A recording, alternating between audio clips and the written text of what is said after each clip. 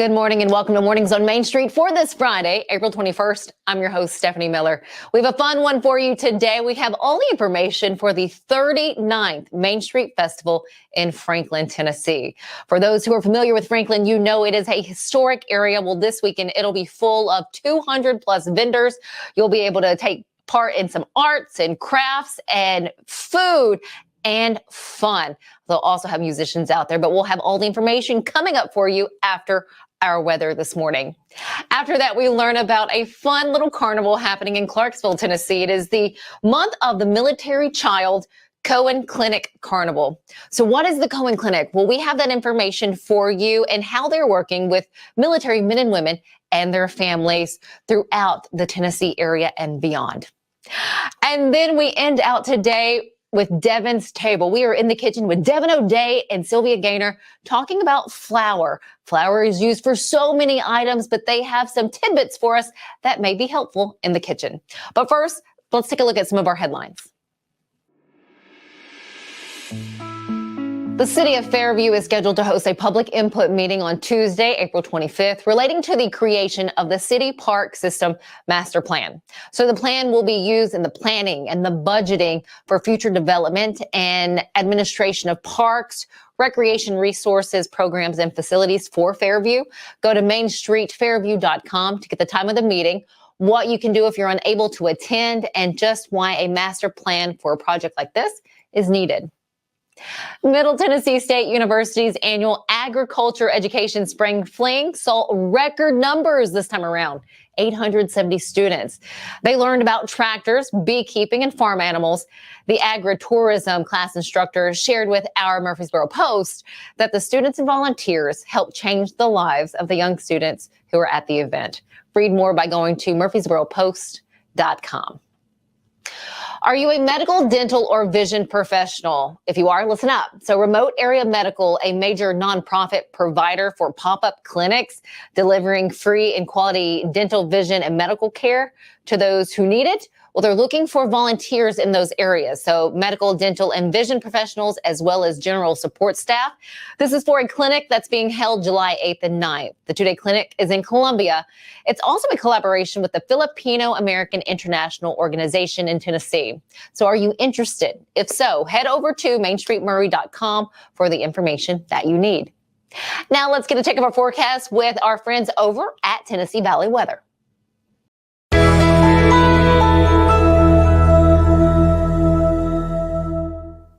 I'm Kelly Rawson here in the Tennessee Valley Weather Center with your Friday forecast. Showers and thunderstorms expected for this morning as well as later on this evening. Let's go ahead and play through Futurecast for southern middle Tennessee. We are looking at that massive storms starting to kind of break up and fall apart as they approach us here. However, the chance does still remain for showers and maybe a rumble of thunder or two for the first half of our day. We'll get a little bit of a break by the afternoon, but then heading into about 5, 6, 7 p.m., we will see more widespread rainfall as well as some thunderstorms here in the Tennessee Valley. We're not talking severe storms, but we are talking some storms capable of producing some gusts up to 35 to 40 miles an hour, heavy rainfall and frequent lightning, and those will move on out of here with that cold front by about 12 a.m. They should be well east of Interstate 65, leaving us dry but chilly for Saturday here in the region. We'll have a few clouds lingering around with winds out of the northwest, a little bit breezy, 10 to 15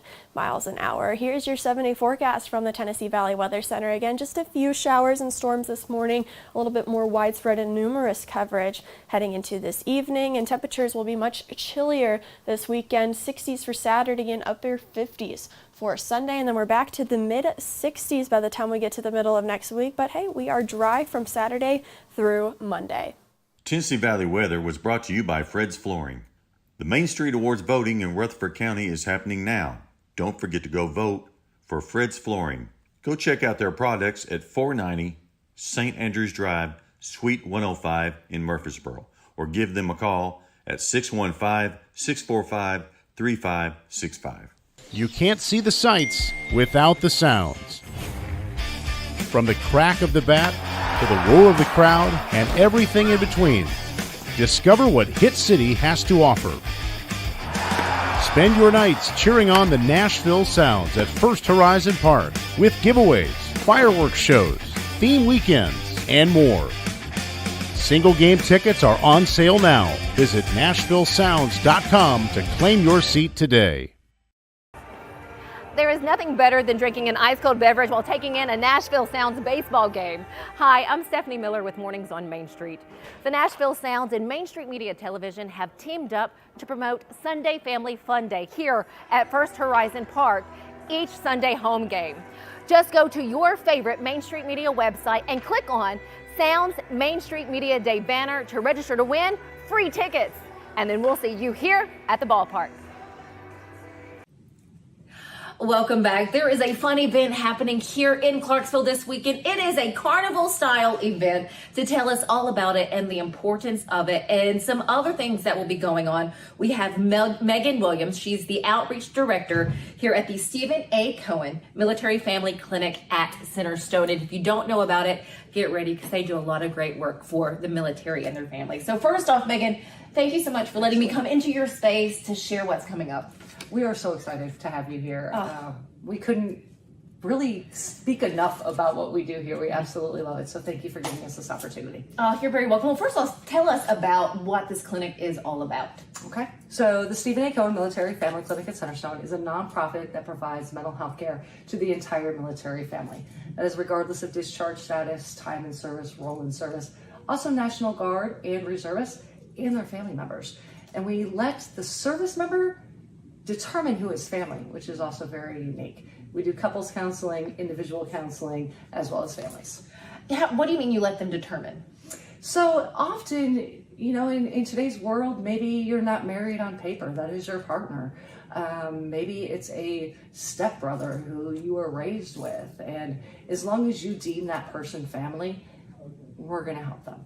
Oh, that's wonderful. So before I move on to the carnival that's happening this Saturday and how you can come out, look at this room and look at what's behind me. You can tell this is a little children's area. What room are we sitting in? We are sitting in our most prized room. I think I want to say that simply because we really put a lot of thought and effort when it comes to treating our military children. Mm-hmm. They face such unique challenges. This room allows us to put a clinician behind the two-way glass that you can't see right now, but then an earbud in the parent and teach maybe a parent who was deployed or on, you know, orders somewhere else for so long and they don't have that connection quite anymore. They can sit in here and have a clinician kind of teach them how to re-engage and build that bond with our kids again. We try to make it fun. We try to make it a place where every kid can feel like a superhero, every kid feels comfortable. And, you know, you mentioned like giving that parent a chance to maybe learn and see and watch their child, you know, to maybe help with that interaction because so often, like you said, they're gone and that child's growing up. And again, families, military families, and all of you know out there, you're moving around every 2 or 3 years.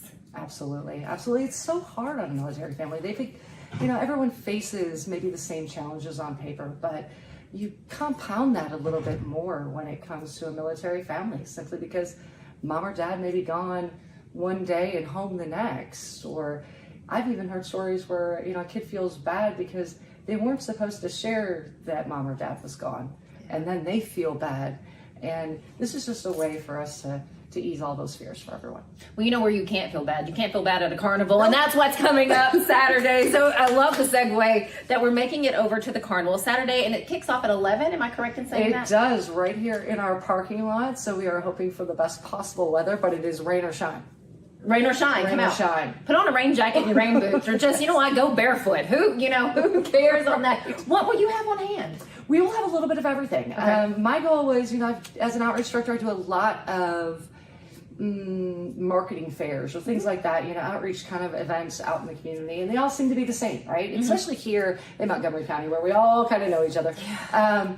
But I wanted to do something a little different, and in the honor of the month of the military child, I said, let's put on a carnival. Still come out with your resources, still let us know what you do, but can you do a do-it-yourself carnival game? Everyone said, heck yeah, we can do a do-it-yourself carnival game. And then I had a friend offer to sponsor a bouncy house. We have other organizations who are sponsoring an ice cream truck. We have a magic show going on. We have kitten races. Okay, there's going to be kittens. I don't know how we're going to make them race other than ask them to come here. But we are also going to have APSU basketball players are coming out. We've got a portable hoop that I borrowed from our data director. The Marine Corps League said, hey, we will do hot dogs and snacks. So we've really covered the bases. It's going to be not your average resource fair. It's going to be something where parents can learn a little bit, but kids are walking away with prizes at every booth they go to. That is sweet. So it starts at 11, runs till what time? Runs till 2 p.m. Okay, 11 to 2, a great couple of hours to swing by. It's off of, Weatherly is off of Warfield. Yes. So kind of behind the mall is how I always tell people if they're not familiar, right behind Governor Square Mall. So not too far, and it's not hard to find. I found it. So I promise you, you can too. Come on out on Saturday, 11 to 2. For those wanting to connect with you at another time, how do they do that? And how can they get information? Well, if anyone wants to know anything more about the clinic, I am more than happy to go speak to an organization or individuals in general. I can give you my email address right here. It's megan.williams@centerstone.org.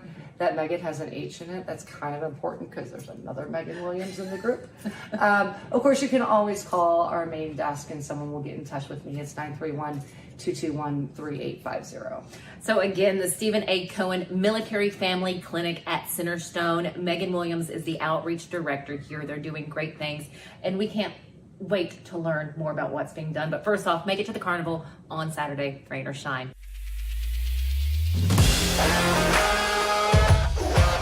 Hockey in Music City just hits different. It's one big honky-tonk party. It's the sea of gold in the crowd, the goals, the saves, the celebrations. It's an experience like no other. Experience Predators hockey all season long. Visit NashvillePredators.com/season tickets and join the Loyal Legion today. That's NashvillePredators.com/tickets, and we'll see you at Bridgestone Arena. Welcome back to Mornings on Main Street. Boy, you know we love our festivals, and let me tell you, there's one coming up. It's said to be one of the 20 best events in the Southeast, and this was said by the Southeast Tourism Society. I am talking about the Main Street Festival in Franklin, Tennessee. It has been going on for many years now, and to tell us all about it this morning and what we can expect when we run out to Franklin on Saturday, we have Meg Hershey with us. She is with the Williamson Heritage Foundation. Meg, thank you so much. Yeah, absolutely, Stephanie. Happy to be here. So how many people do you expect on Saturday? Like from the pictures and the videos that I've seen, you have a lot of bodies out there. Yeah, so last year we actually hit a record between the 2 days, and we had about 140,000 people between both days. Yeah. That's incredible. And then what can we expect? 'Cause I know you have some phenomenal shops down there, but you have hundreds of vendors as well. Yeah, so of course, our downtown Franklin merchants, you have to make sure you go into the stores and restaurants here in downtown Franklin. They are truly the heart and soul of what makes our community so special. But we do have vendors that travel from all over the Southeast, street vendors that'll be there, artisans, that produce their own work. And we'll have probably some of the most we've ever had. I think we're topping close to 200 of those vendors this year. So it's really going to be special. I would say so. So this event is special just for what you do provide, but what makes it one of the best? Like from what you've seen and what you've heard, what makes it in the top 20 in the Southeast part of the country? I mean, I may be partial because the Heritage Foundation of Williamson County is a historic preservation nonprofit. So I would like to think that the gorgeous backdrop of historic downtown Franklin is what makes it truly charming and so unique. But, it's just the culture of this area is so special. People love their city here in Franklin, and it shows through all of our events, but especially through these street festivals. You're going to see families out. This has become a family tradition, over 39 years for people to bring, their kids, grandkids, the whole extended family. And we have food and activities for kids and, these wonderful vendors and our downtown Franklin merchants and, just so many different things that you can take in. 39 years ago, downtown Franklin isn't what you see today. And a group of citizens, the Heritage Foundation, the Downtown Franklin Association at the time had formed, and they came together and said, we should start some events down here to try to drive traffic, drive tourism, and really infuse this community with, economic vitality and see what it could do for the community. So that's really how all of this started was, how could we just get a couple people downtown Franklin? Now we're sitting here today, nearly 40 years later, and we have 140,000 joining us. And we do 3 of these festivals each year. So we have Main Street Festival in April, we have Pumpkin Fest in October, and then Dickens of a Christmas in December. And each one has its own unique flair. But all of those really contribute to what we like to say the cultural heritage of this area. Like I said, people's family traditions. And, it goes to support our mission, which is historic preservation, really saving the places that matter here in this community.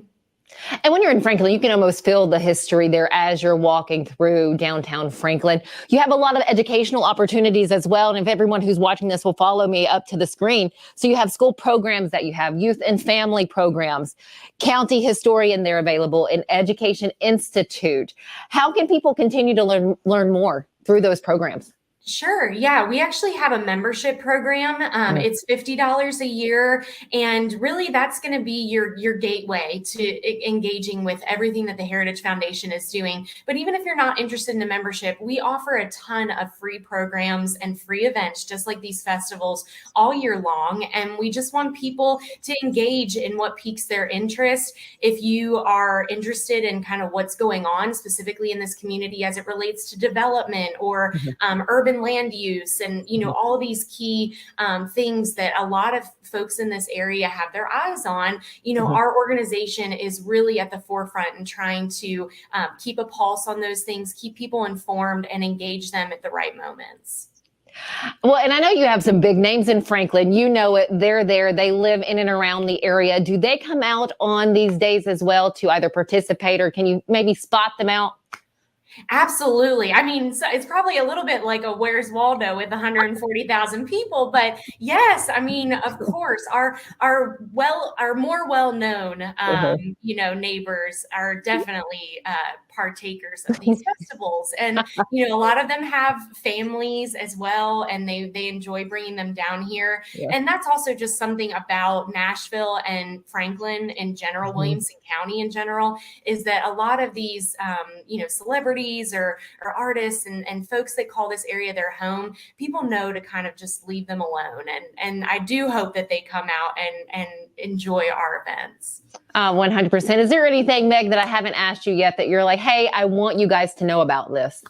Well, I do want to just give a shout out to our organization's longest running corporate sponsor. This festival is supported by First Horizon Bank, and they have been with us for over a decade, just a fabulous local community bank. And really, they have a presence across the entire state of Tennessee. So we're thankful to them. We do have a really great Spring Street activation area this year. We introduced it brand new last year, but it's back. There'll be community arts and crafts projects. We're going to have chalk artists out on the street. There's going to be a Pete the Cat theme. So those of you that have kids that love Pete the Cat, we'll have some activations around him. And we also have I believe it's called our Kitty Cat Crawl in honor of Pete the Cat. So if you and your family want to go through and explore some of our Downtown Franklin Association members shops and restaurants, you can look for that Pete the Cat icon and be able to go into those stores.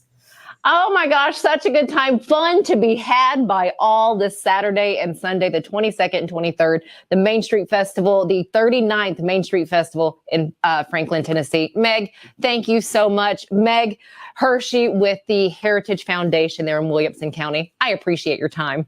Thank you. Have a blessed day. Stick with us here. We have a little bit more coming up on Mornings on Main Street. There's a lot to consider when it comes to choosing a Medicare plan. That's where Health Markets Insurance Agency can help. Independent licensed insurance agents who work with Health Markets can answer your questions about the different parts of Medicare, when you can enroll, benefits, costs, and more. Speak to a local licensed insurance agent today to get started on your Medicare journey.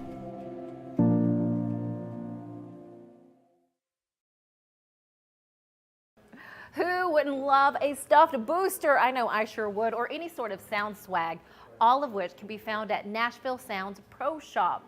The Nashville Sounds and Main Street Media Television would love to invite you out to Sunday Family Fun Day, each Sunday home game.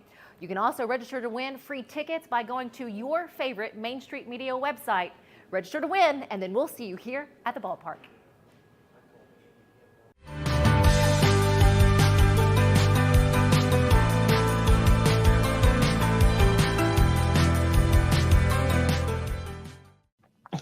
Welcome back. It is time to get into the kitchen with Devon O'Day and Sylvia Ganier for Devon's Table. We're talking flour today.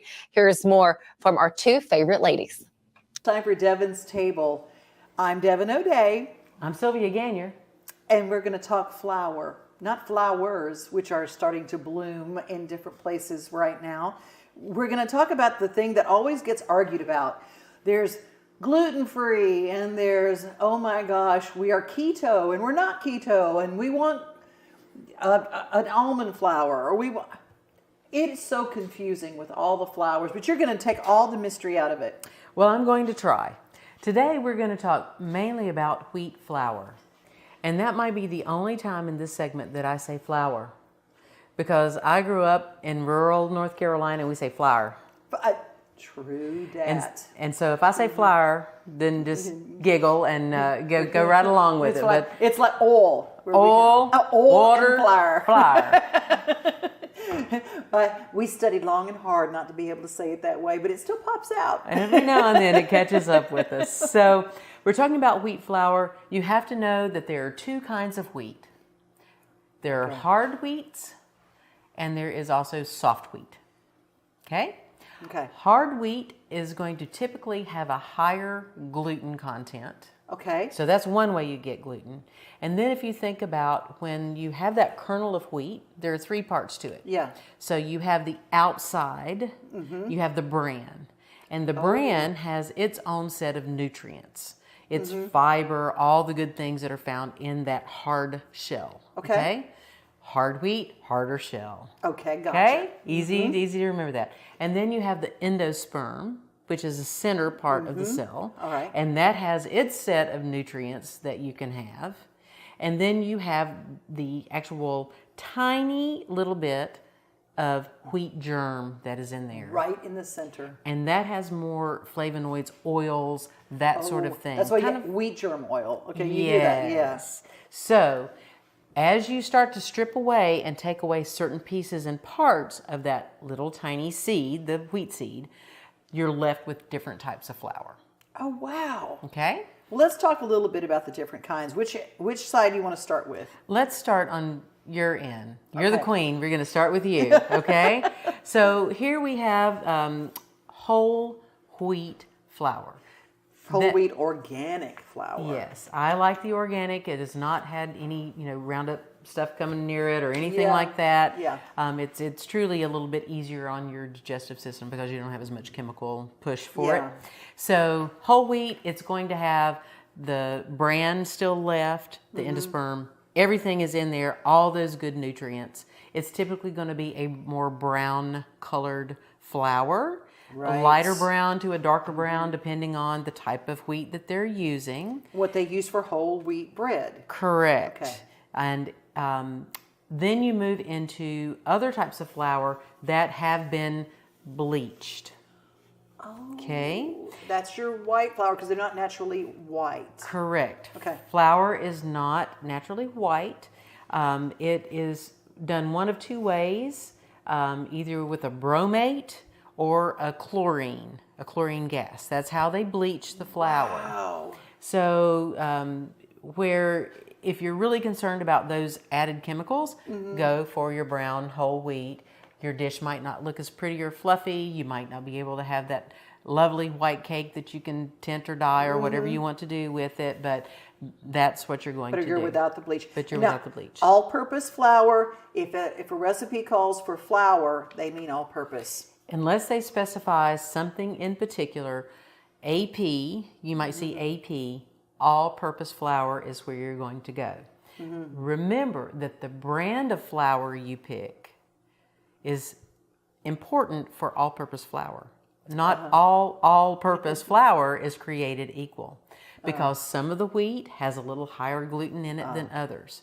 So, for example, King Arthur flour, it is usually more glutinous, a higher protein content in that flour. And that means that it's more dense. The higher the protein, the denser what you're going to make with it. And we don't ever think about flour having protein because it's so high carb, and people avoid flour, they avoid things like that. But there is protein there. Yeah, the proteins are what make it kind of come together and form the bonds that make bread or pasta or anything else, that a pie crust. And so now we have our self-rising flour. Self-rising flour. A little salt in it. And a little a baking leavening agent, okay? And that baking powder is what can cause this flour to go south faster than an all-purpose flour. So when you buy self-rising flour, you want to try to keep this in an airtight container in your freezer. Freezer. That stops it from becoming rancid as fast. 6 months is the typical shelf life for a bag of self-rising flour. If you have not baked with your flour in 6 months, get rid of it. Especially your self-rising. All right, we're moving right along. There is pastry flour, there is cake flour, there is all bazillion different kinds of flour that you can bake with. That is the weight of the flour and the protein in it yet again. So you can make homemade substitutes. Google is your friend. And so if you don't have cake flour and it's specifically calling for something, your good trusty all-purpose flour, plus just look it up, just Google it, and it will tell you, take out 2 tablespoons, add 2 teaspoons, add a little of this, add a little of the other. Right. You can make the flour that you have on hand work. Will it work as well? Maybe so, maybe not. You just have to really decide. If you're going to buy cake flour, I love the Swan's Down, the old standard swan on the box. You just can't go wrong with that one. Bread flour is good for making pizza, homemade breads, and that sort of thing. So it is already pre-formulated for that. But last but not least, we are talking about true Italian flour. Okay, Italian ground flour.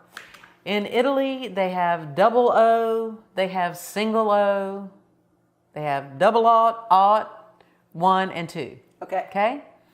So 2 is the coarsest grind. This is extra fine flour.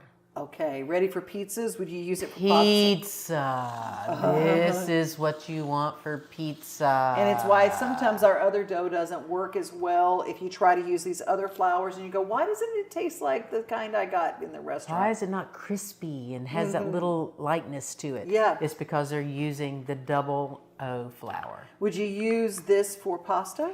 You can use this for pasta, not double O, but Italian flour, absolutely. Yeah. But I would go for semolina flour. Okay, totally different than our regular flour. Yes, it is a hard red wheat. It is still wheat. There's not semolina plant. You're going to make it from that particular hard red wheat. And it's going to be ground a particular way, and it does not have the same type of elastins in the protein as these flours do. Right. So it makes it great for making pasta and terrible for making anything else. So use your semolina for that. Lovelies, thank you so much. We always enjoy your segments and get something from them. All right, no matter what you're planning this weekend, have fun, be safe, and we'll see you back here on Monday morning.